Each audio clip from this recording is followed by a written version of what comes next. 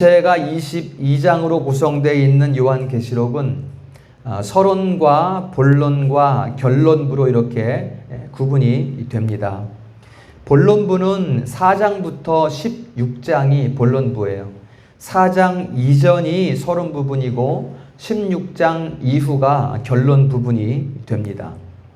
그 중에 본론부의 4장과 5장은 하늘 성전 환상, 요한이 보고 있는 하늘 성전 환상을 기록하고 있고, 그 이후에 6장부터 16장까지는 그 4장과 5장에 적혀 있는 하늘 성전을 근거로 해서 하나님의 심판과 하나님의 구속이 세상 가운데에서 어떻게 이루어지고 있는가 하는 그 내용을 전개하고 있습니다.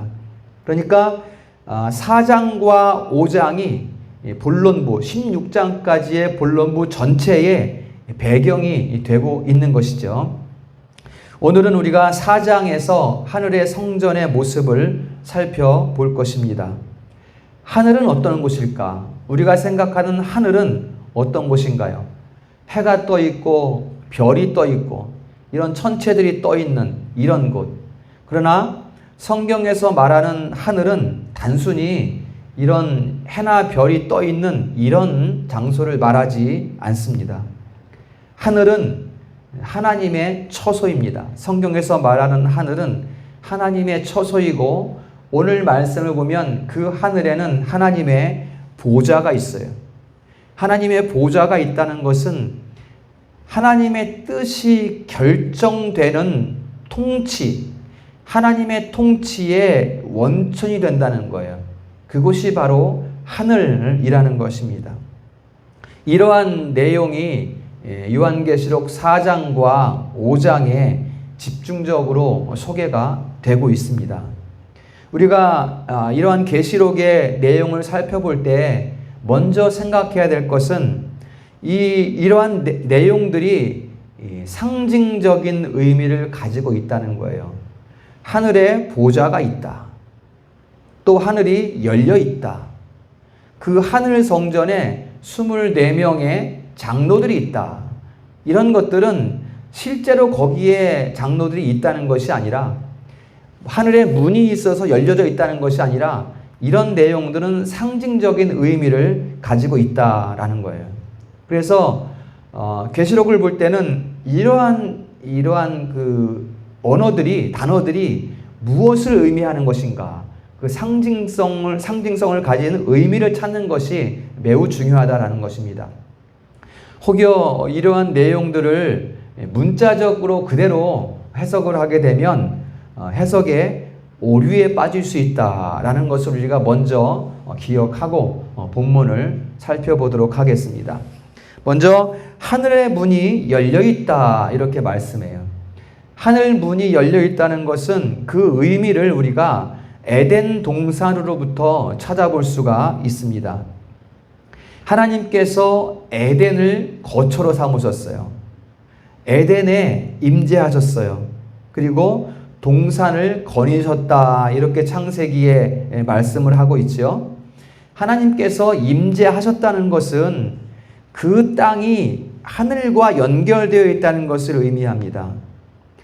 우리 가운데에 성령께서 임재하셨다라는 것은 내가 하나님과 교통하고 있다는 의미예요. 그러니까 하나님께서 에덴을 거니셨다라는 것은 하나님께서 거기 계신 것이죠.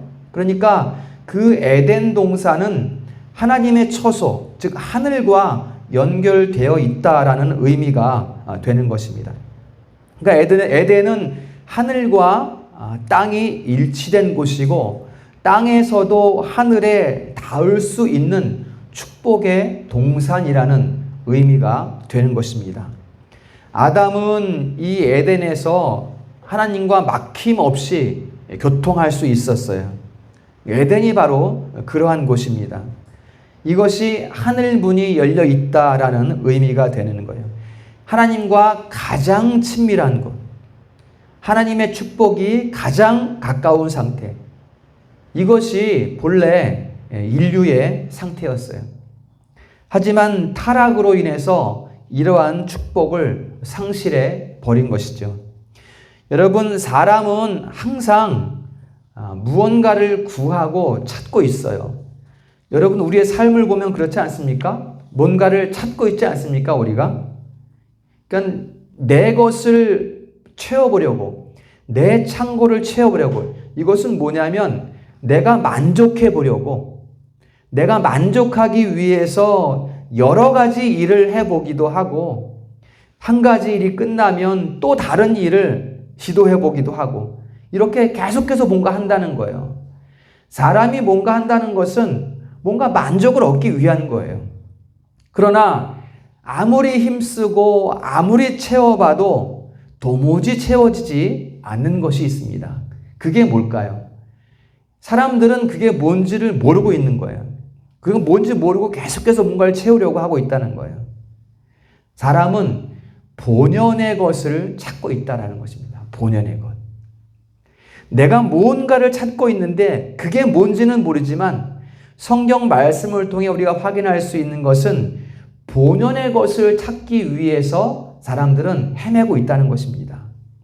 즉, 사람의 내면에서 갈구하고 있는 것은 처음에 잃어버렸던 그 에덴의 회복이라는 거예요.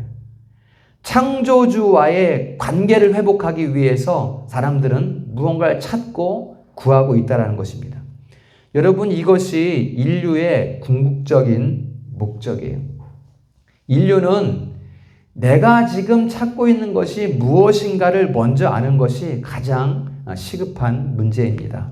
그래서 하나님께서는 계시된 말씀 가운데에 이 에덴의 회복, 열려진 하늘을 미리 보여주셨습니다. 창세기 28장에 보면 야곱이 형 에서를 피해서 밧단 아람 삼촌의 집으로 도망하다가 이제 가는 길에 돌베개를 베고 자다가 꿈을 꿉니다. 이것이 사닥다리를 타고 천사들이 오르락 내리락 하는 꿈이었어요. 그 꿈을 깨서 야곱이 한 얘기가 뭐냐면 이는 하나님의 집이요 하늘의 문이로다, 이렇게 말씀했어요. 그곳이 베델이거든요. 베델은 하나님의 집이에요. 하나님이 거하시는 곳이라는 거예요. 이렇게 하나님께서 성경을 통해서 미리 이러한 하나님의 집에 대해서 말씀해 주셨고, 또 이사야서 6장 1절에 보면 하늘 보좌요, 하늘 성전의 보좌의 옷자락이 지상 성전을 충만히 덮는 이러한 환상을 이사야에게 하나님께서 보여주셨습니다. 지상 성전과 하늘 성전이 맞닿아 있는 환상, 이것을 보여주신 거예요. 그러니까 하늘과 땅이 일치된 성전이라는 것을 보여준 거예요. 그 다음에 에스겔 40장 이후에 보면 에스겔이 성전을 측량하는 환상을 보게 됩니다. 이러한 이 새로운 성전의 측량의 환상은 더욱더 우리 사람이 찾아야 될 그 에덴의 회복을 더욱더 기대하게 하는 이러한 말씀이 되고 있는 것입니다. 그리고 마침내 하늘에 열린 문은 예수 그리스도를 통해서 성취가 된 것이에요. 성전의 휘장이 가졌다라는 것은 바로 이 열려진 하늘의 성취를 말씀하는 것입니다.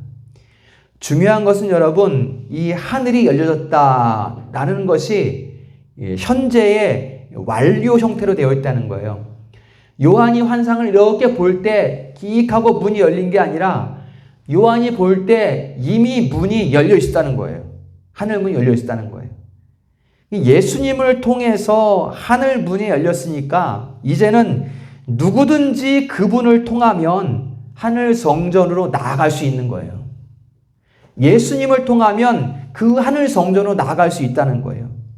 그리고 하나님이 그에게 임재하시고 그와 교통하시는 거예요. 이것이 열려진 하늘 문의 의미입니다. 여러분, 이것은 지금 성도의 생활에 그대로 적용됩니다. 이게 먼 미래의 일이거나 또는 언제 있었던 일이 아니라 지금 우리 성도의 삶에 그대로 적용이 된다는 거예요.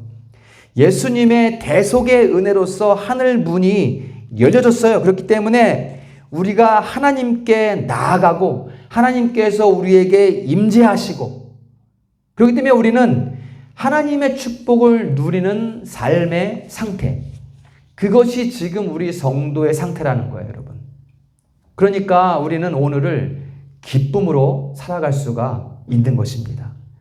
여러분, 세상이 험악하다, 세상이 어둡다, 맞습니다. 세상이 험악해요. 그렇지만 하나님께서 우리 성도들의 인생에 에덴을 회복시켜 주셨어요. 할렐루야. 그러니까 성도들은 오늘을 두려움 없이 살 수 있다는 거예요. 이게 그리스도인의 삶입니다, 여러분. 이게 여러분들의 삶이에요. 세상을 두려워하는 삶이 아니라 하나님의 축복을 누리는 삶이 바로 성도들의 삶이라는 것입니다. 또한 그리스도의 대속 사역은 이러한 에덴의 회복으로 그냥 끝나는 것이 아니에요. 고린도후서 5장 17절에 보면 이전 것은 지나갔으니 보라 새 것이 되었도다. 새 것이 되었도다. 이전의 상태가 아니에요. 에덴의 상태로 끝나는 것이 아니라 더 새 것이 되었다, 이렇게 말씀하고 있어요. 예수 그리스도의 대속의 사역의 결과는 에덴의 회복을 넘어서 영생의 축복, 이것이 새 것입니다. 영생의 축복을 완성하신 거예요.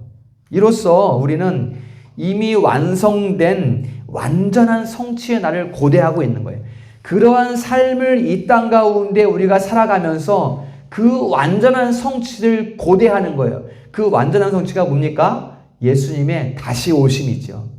그래서 우리가 그것을 그렇게 기대하는 거예요. 이 땅에서 축복의 땅을 살아가지만, 축복의 인생을 살아가지만 그 완전한 하늘의 성전이 이 땅에 임하는 그날 예수 그리스도의 오심을 우리가 고대하고 있는 것입니다. 하늘이 열려지고 하늘 성전이, 하늘과 땅이 맞닿아 있는 새 창조의 완성, 그것이 하늘 성전이 이 땅에 임하는 새 창조의 완성입니다. 우리는 그 날을 교대하고 있어요. 우리 성도님들이 그 날을 기대하면서 오늘을 힘차게 살아갈 수 있기 바랍니다. 그 다음에 요한계시록에는 하나님의 보좌와 짐승의 보좌가 있어요. 그래서 하나님의 보좌와 짐승의 보좌가 대조되고 있어서 이 관계 가운데 긴장감이 흐르고 있어요. 그래서 하나님의 통치와 이 사단의 통치 가운데 큰 전쟁이 일어나는 것은 아닌가? 크게 피해를 보는 것은 아닌가? 이런 긴장감 있잖아요. 전쟁에 대한 긴장감. 이런 것들이 형성이 되고 있다는 거예요. 우리가 계시록 4장과 5장을 읽지 않고 6장부터 보게 되면 이러한 긴장감 때문에 사탄이 두려운 존재로 보이게 됩니다. 굉장한 힘, 막강한 힘을 가진 사탄으로 인식하게 돼서 사탄을 두려워하게 된다는 거예요. 그러나 4장과 5장의 하늘 보좌 환상, 지금 우리가 보고 있는 이 보좌의 환상은 이러한 긴장감을 싹 제거해 버립니다. 사단을 두려워하지 않아도 되는 이러한 사단에 대한 두려움을 제거시켜 준다는 거예요. 여러분, 하나님이 앉으신 보좌에 대해서는 예수께서 계시록 3장 21절에서 말씀하셨어요. 계시록 3장 21절 한번 읽어보겠습니다. 시작. 이기는 그에게는 내가 내 보좌에 함께 앉게 하여 주기를, 내가 이기고 아버지 보좌에 함께 앉은 것과 같이 하리라. 여러분, 요 말씀을 잘 보세요. 이제 내가 이기고 아버지 보좌에 함께 앉는 것. 그러니까 예수께서 이기시고 보좌에 앉으셨는데 그 보좌가 누구의 보좌라는 거예요? 아버지 하나님의 보좌라는 것입니다. 그런데 이기는 그에게는, 그러니까 이게 7교회에 하신 말씀이거든요. 7교회에서 이기는 그에게는 내가 내 보좌에 함께 앉게 하는데 그것이 누구의 보좌다? 하나님의 보좌다. 이것을 말씀하고 있어요. 그렇다고 우리가 하나님과 똑같이 된다는 얘기가 아닙니다. 그만큼 하나님과 친밀해진다는 거예요. 그만큼 영적인 권위를 갖게 된다는 거예요, 우리가. 이것을 아버지의 보좌, 주님의 보좌에 앉는 것과 같이 하리라, 이렇게 말씀을 하고 있어요. 여러분, 그런데 주님께서는 부활 승천하셔서 이미 세상을 이기시고 보좌에 앉으셨어요. 그렇죠? 이 부분 우리가 잘 생각해야 됩니다. 예수께서는 만물의 통치권을 가지고 보좌에 앉아 계신 거예요. 따라서 지금 4장에 하늘 보좌라는 것은 세상에 대한 하나님의 통치권, 세상에 대한 하나님의 심판권이 현재 실행되고 있다는 것을 말씀하는 거예요. 이게 저 나중의 일이 아니라 지금 하나님의 심판과 통치권이 세상 가운데 실행되고 있다는 것을 말씀하는 거예요. 그것이 지금 하늘에 보좌가 있다라는 말씀으로 우리에게 알려주시는 거예요. 여러분, 4장과 5장을 보면 이 보좌라는 단어가 17번이나 등장을 해요. 이것은 이제 6장 이후에 하나님의 심판과 하나님의 구속의 내용이 쭉 전개되는데 그 모든 과정 가운데에서 세상에 대한 통치권이 여전히 하나님께 있다는 것을 말씀하고 있는 거예요. 6장 이후에 보면은 사탄이 세상을 장악하려고 혈안이 되어 있어요. 우는 사자같이 삼킬자를 탄다 그러잖아요. 성경 말씀에. 이것처럼 사탄이 혈안이 되어 있어요. 교회를 공격하고 성도를 핍박하고 온갖 악한 일을 도모하고 있어요. 사탄이. 6장부터 16장까지에 보면. 그러나 그러한 사탄의 권세까지도 하나님의 통치 아래 있다는 것을 미리 4장에서 말씀해주고 보여주고 있는 거야, 이것이.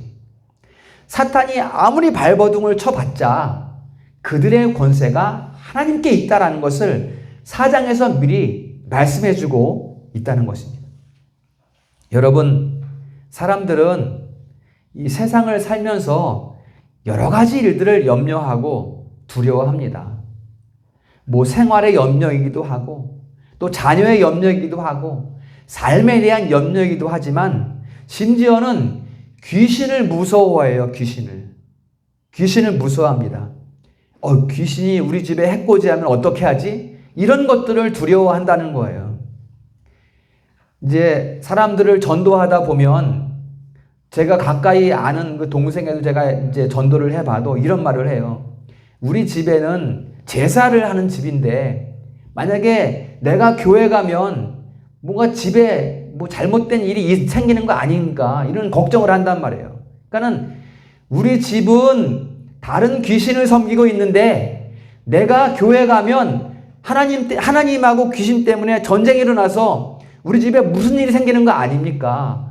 이런 것을 두려워한다는 거예요. 이것은 여러분 무신론자들에 대한 이야기만이 아니에요. 성도들조차도 이러한 염려 가운데 있는 성도들을 볼 수가 있습니다. 뭔가 등골이 오싹하다 그러면서 뭔가 귀신이 나한테 해코지하는 거 아닌가 이런 걱정들을 하는 성도들이 있다는 거예요. 그러나 여러분, 우리 성도들은 이런 두려움을 가질 필요가 없습니다. 이미 예수께서 이기셨다고 말씀하고 있어요. 이기셨고 보좌에 재위하셨다. 이렇게 성경은 말씀하고 있어요. 그러니까 우리는 예수님의 이름으로 지금 이기는 삶을 살고 있는 거예요. 그러니까 뭐 세상에 이런 것들을 두려워하지 않아도 된다는 거예요. 세상의 어떤 삶의 고통들이 우리를 지배할 수 없다는 거예요. 우리는 이미 예수 그리스도 안에서 그리스도의 영이 우리를 지배하고 있기 때문에 전혀 그런 것들을 두려워하지 않아도 된다는 것을 말씀해주고 있는 것입니다. 만세 전에 택정하신 자기의 백성들, 그들에게 보좌에 앉혀주겠다는 약속을 하셨다는 것입니다. 따라서 땅 위에서의 삶이 우리를 두렵게 할 수 없습니다. 이런 피조물의 연약함 때문에 우리가 육체의 고통이나 어떤 사고에 대한 두려움이나 이런 것들은 일시적으로 가질 수 있지만 그러한 것들이 우리의 영혼을 잠식할 수 없다는 거예요. 지배할 수 없다는 거예요. 우리의 영혼은 주 예수 그리스도 안에 있기 때문에 할렐루야. 그 어떤 것도 우리를 지배할 수 없다. 오직 주님만이 우리와 함께 하신다. 이것을 4장을 통해서 말씀해 주고 있습니다. 우리 성도들은 두려움을 이기고 사탄의 괴계를 이기고 승리하는 성도님 될 수 있기를 주님의 이름으로 축복합니다. 그 다음에 이 하나님의 보좌, 지금 요한이 보고 있는 하나님의 보좌는 많은 보석들로 장식이 되어 있어요. 보석들로 장식이 되어 있고 무지개가 들려 있어요. 그 보좌에. 무지개. 여러분, 지금 이 보석과 무지개는 우리의 믿음을 아주 담대하게 해주는 구절입니다. 이 말씀이. 여러분, 무지개 아시죠? 무지개는 노아의 홍수 이후에 하나님께서 사람과 맺은 언약의 표징이죠. 창세기 9장에 보면은.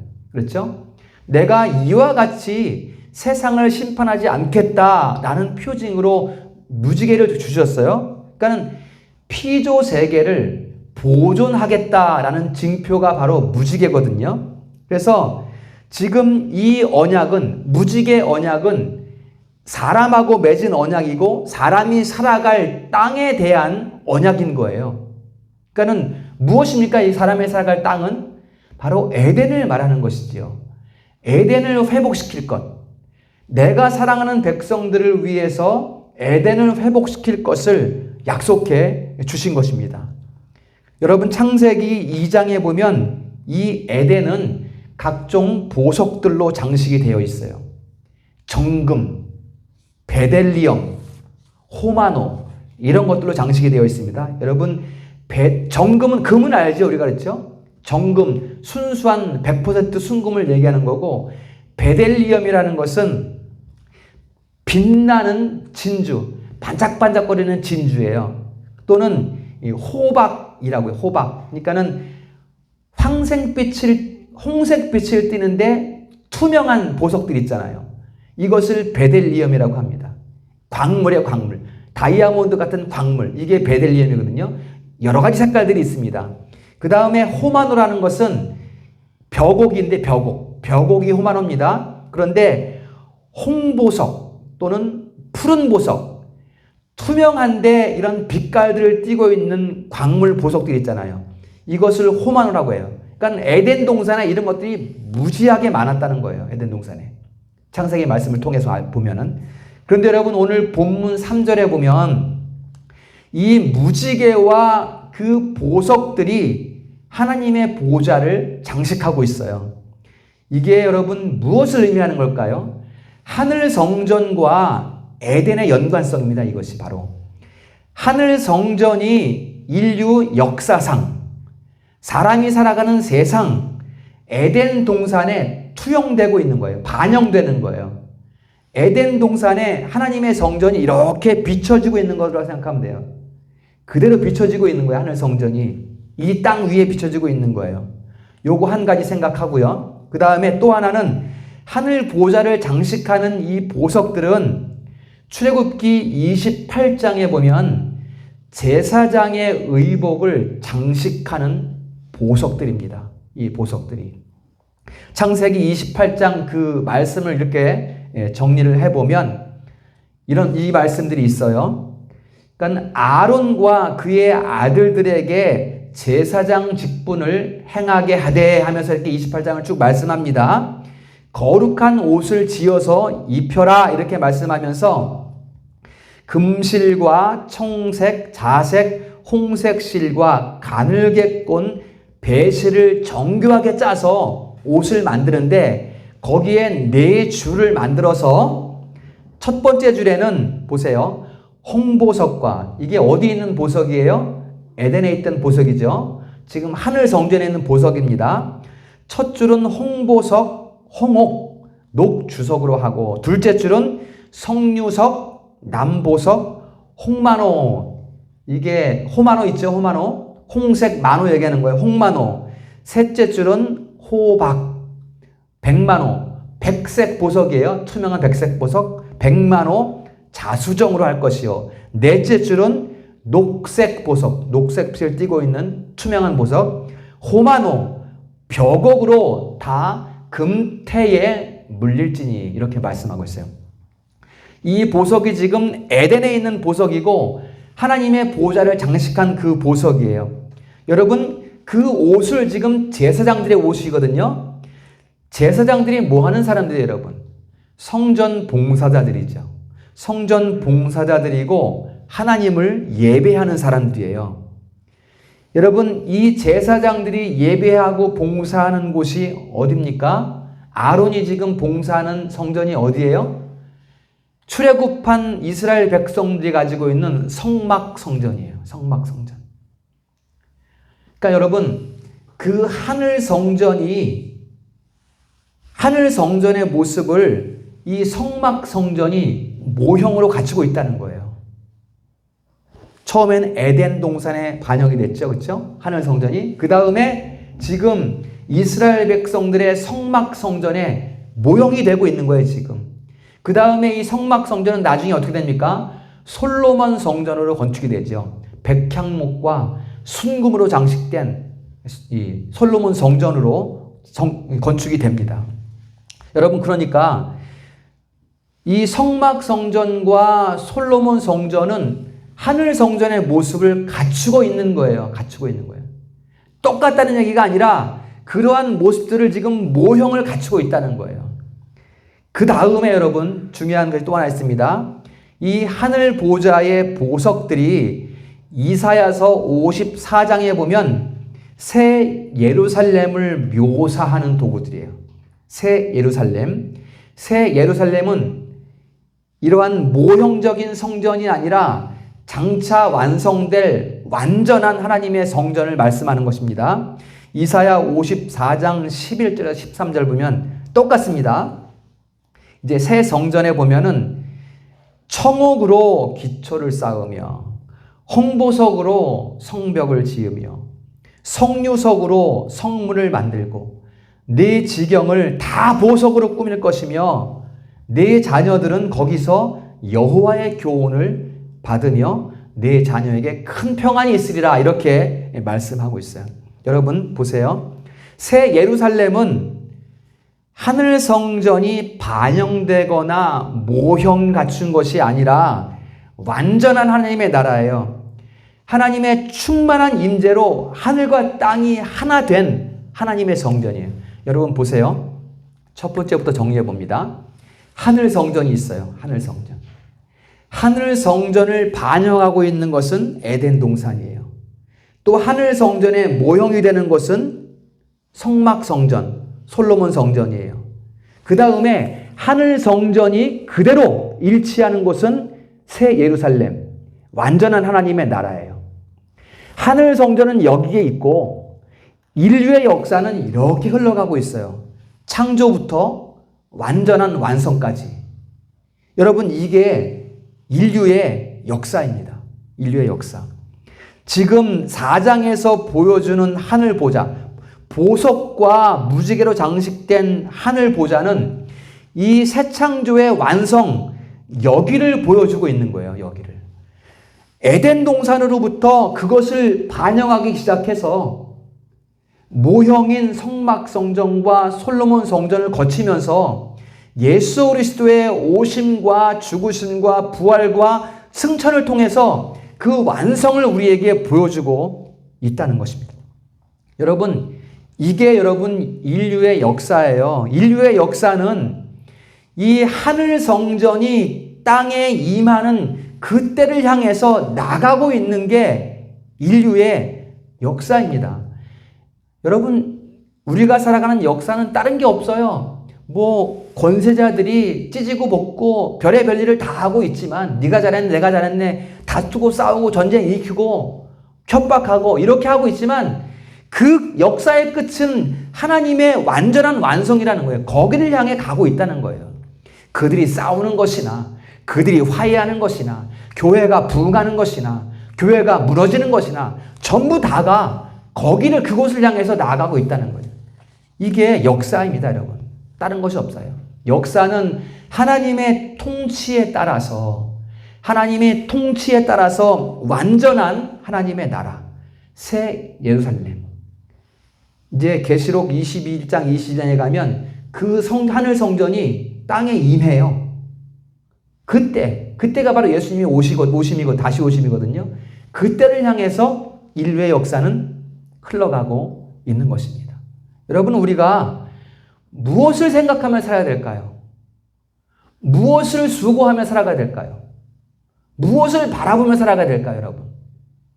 요한계시록은 그 하늘 성전을 바라보게 하고 있습니다. 우리의 시선이 땅을 바라볼 것이 아니라, 이 흘러가는 역사를 바라볼 것이 아니라, 그 하늘 성전, 저기에 임하실 그 예수 그리스도, 거기를 바라보며 살아가라 라는 말씀을 우리에게 주시고 계시다는 것입니다. 여러분, 이 하늘 성전에 누가 있을까요? 마지막 부분입니다. 24장로들이 흰 옷을 입고 면류관을 쓰고 보좌에 앉아 있어요. 24보좌에 앉아 있어요. 주님의 보좌가 여기에 있고 24보좌가 빙 둘러서 24명의 장로들이 거기에 앉아 있단 말이에요. 이 24장로들이 누구인가 하는 것이 계시록 전체 내용의 핵심이 됩니다. 여러분, 성경은 성경으로 해석을 해야 돼요. 성경으로. 이것이다. 지금 말씀하는 것이 이것이다 라고 분명하게 지정되지 않은 구절에 대해서는 가장 근접한 성경 구절을 찾아서 그 성경 구절을 통해서 이 구절을 해석하는 것이 성경의 해석 방법이거든요. 사람이 깊이 생각해서 이렇다라고 생각해내는 것이 아니라 먼저 이 구절의 배경이 되는 성경 구절을 찾아서 그 구절을 깊이 사유함으로써 이 구절을 해석해 내야 되는 거예요. 24라는 숫자도 바로 이거 똑같습니다. 24는 여러분 두 가지 의미가 있습니다. 첫 번째 의미는 역대상 24장 3절 말씀, 이 말씀이 첫 번째 배경이 됩니다. 구약 이스라엘 백성들을 대표하는 24반열의 제사장들, 이게 역대상 24장 3절 이하에 나타나고 있어요. 24 제사장들. 여덟 번째 반열이 아비야 반열이죠. 세례 요한의 아버지가 바로 여덟 번째 반열에 속해 있어요. 이 24 반열. 그러니까 지금 하늘 보좌에 앉아 있는 24 장로들의 역할이 배경이 되고 있는 역대상 24장의 제사장들을 배경하고 있다는 것은 장로들의 역할이 제사장의 일과 관련되어 있다는 것을 말씀하는 거죠. 그리고 계시록 5장 8절에 가면 성도들의 기도를 이 24장로들이 하나님의 보좌에 올려드리는 일을 하고 있어요. 이게 바로 제사장의 일이에요. 그리고 4장 9절과 4장 10절과 5장 9절에 보면 찬양하고 하나님을 경배해요. 24장로들이. 바로 이게 제사장의 사역이라는 거예요. 구약 제사장들이 백성들의 죄를 가지고 와서 하나님께 속죄하고 또 하나님께 예배하고 이런 일을 했잖아요. 지금 24장로들, 보좌에 앉은 24장로들이 그러한 일을 하고 있다라는 것을 말씀을 하고 있고, 두 번째 24라는 의미는 두 개의 12로 구성이 되어 있습니다. 하나의 12는 구약의 12지파로 대표되는 이스라엘 백성들. 여러분, 구약의 12지파면은 이스라엘 백성 전체를 말씀하는 것입니다. 12지파라는 것은. 그 다음에 또 하나의 12는 신약의 12사도. 12사도 그러면은 신약 백성 전체를 의미하는 것입니다. 그러니까 지금 24장로들이 상징하는 것은 하나님의 모든 백성, 즉 교회 공동체를 말씀하는 거예요. 그것도 구약과 신약의 모든 백성, 총망라하는 모든 하나님의 백성들을 의미하고 있다는 것입니다. 그 24장로들이 이것을 의미하고 있다는 거예요. 여러분, 그런데 지금 24장로들이 앉아있는 보좌가 하나님의 보좌를 둘러있고, 그들이 어떤 거 입고 있습니까? 흰 옷을 입고 면류관을 썼어요. 흰 옷과 면류관은 계시록 2장과 3장에 7교회에서 믿음을 지킨 신실한 백성, 즉 이기는 자들 이렇게 말을 해요. 믿음을 지킨 자들을 이기는 자리라고 말을 해요. 그들에게 주는 복장이 흰 옷이에요. 흰 옷. 흰 옷과 면류관. 여러분, 그러면 지금 24장로들이 앉아있는 보좌는 어떤 보좌라는 겁니까? 이기는 자들이니까 하나님의 보좌, 즉 예수님의 보좌, 거기에 앉아있다는 의미가 되는 것이죠. 자, 3장 21절 다시 한번 우리가 펼쳐보겠습니다. 3장 21절을 이기는 그에게는 내가 내 보좌에 함께 앉게 하여 주기를 내가 이기고 아버지 보좌에 함께 앉은 것과 같이 하리라. 이게 지금 24장로들이 앉아있는 보좌, 그 보좌예요. 24장로들은 하나님의 백성이고 이기는 자들이에요. 이게 24장로들의 정체입니다. 이 24장로들의 존재는 6장부터 16장에서 전개되는 이 이제 심판과 구속 이 과정에서 교회가 어떠한 모습인가, 교회가 누구인가, 교회가 어떤 모습인가를 규정하고 있는 출발점이 되고 있습니다. 24장로들이. 여러분, 이걸 한번 생각해 보세요. 지금 24장로들, 그러니까 교회 공동체가 하늘 성전에 지금 존재하고 있다는 것을 말씀하고 있어요. 지금 하나님의 통치 가운데에 그곳에 존재하고 있다는 거예요. 여러분, 하나님의 그 처소는 시간과 공간이 없어요. 지금 우리 역사는 시간을 흘러가지만 하나님의 나라는 시간과 공간이 초월되어 있어요. 그렇기 때문에 이미 초월된 그곳에는 하나님의 백성이 존재하고 있다는 것을 말씀하고 있다는 것입니다. 여러분, 천상의 교회 공동체의 모습은 계시록에서 교회를 설명하는 매우 중요한 부분이 됩니다. 7장에 가면 셀 수 없는 큰 무리, 또 14장에 가면 14만 4천, 그리고 15장에 가면 이긴 자들 분명히 이렇게 말하고 있어요. 이 모두가 지금 천상의 교회를 나타내고 있는 거거든요. 그러니까는 그 이름들의 14만 4천이나 이긴 자들이나 셀 수 없는 큰 불이나 이게 지금 누구를 말하고 있는 거예요? 24장로들을 표현하고 있는 거죠. 24장로들이 그들을 지금 표현하고 있는 거예요. 그리고 최종적으로 계시록 21장, 22장에 가면 그들이 누구인가를 명확하게 밝히고 있는데 뭐냐면 어린 양의 생명책에 기록된 자들, 이렇게 24장로들이 누구인가를 말씀하고 있어요. 생명책에 기록된 자들, 구원받은 하나님의 백성, 구약의 12지파를 대표하는 모든 이스라엘 백성들, 또 신약의 12사도를 통해서 대표되는 모든 구원받은 백성들, 그들을 예수 그리스도의 생명책에, 어린 양의 생명책에 기록된 자들, 이렇게 분명하게 말씀을 하고 있습니다.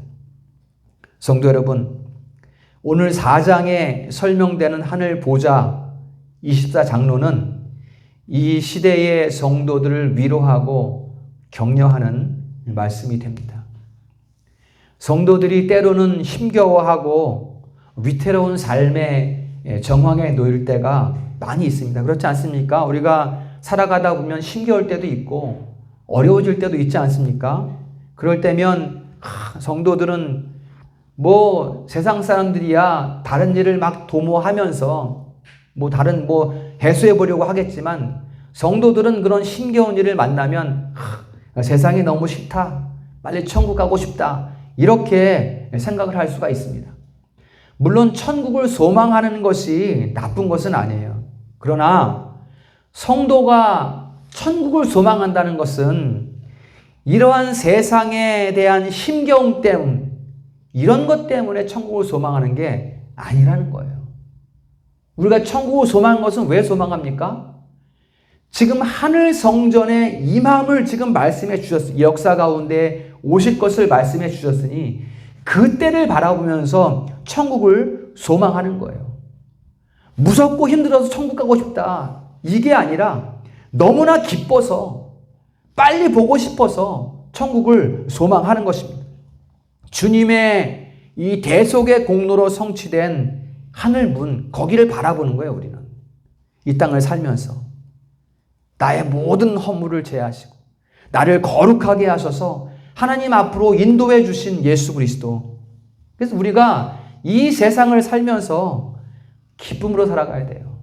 담대함으로 보좌 앞으로 우리는 나갈 수 있어야 하는 것입니다. 여러분, 인생에 어려운 문제들이 있으면 담대하게 구할 수 있어야 돼요. 하나님 앞에. 아유, 나는 뭐 죄도 많이 졌고 부끄러운 일도 많아서 내가 어떻게 기도하겠어. 이게 아니라는 거예요. 그러한 부끄러움들 때문에 예수께서 죽으셨잖아요. 그러한 부끄러움들 때문에 없애주시기 위해서 부활하셨잖아요. 그리고 세상을 이기고 보좌에 앉으셨잖아요. 그러면 우리는 그 이름으로 보좌 앞에 나가서 주여 나를 도우소서, 내게 힘을 주소서 마음껏 구할 수 있어야 되지 않겠습니까?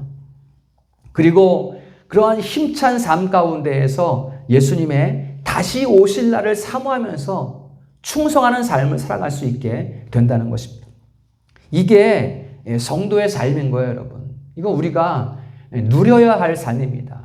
누리셔야 됩니다, 이것은.